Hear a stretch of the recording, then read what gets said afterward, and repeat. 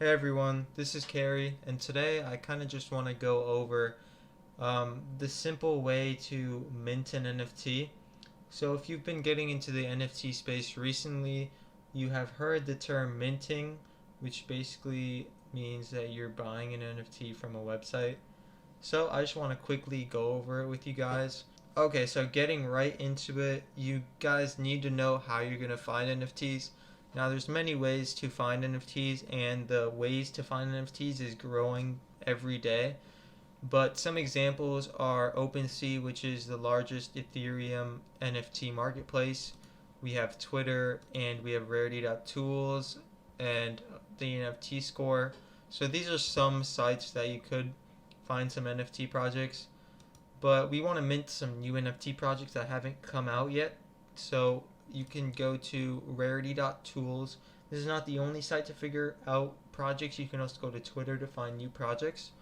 But just to keep things simple, I can go to Rarity.tools, go to something like this project right here, not sponsored by this project, I'm just using it as an example. Go to their website. So here we have their website. Now, usually on every NFT project's website that's minting as of the moment, you're gonna find a button that says mint. It's gonna be obvious because they want to make it easy for you to find the project's mint because they want you to buy it, of course, for various reasons.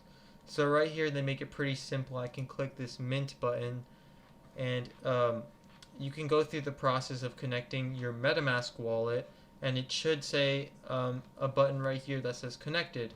So once your MetaMask wallet is connected, now they'll have access to the funds in your account, which then you can go to the part of the website where you mint the NFT and specify how many are left.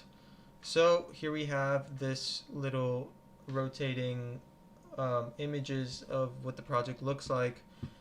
This numbers is how much has minted already. So 558 NFTs have been minted out of their supply of 10,001.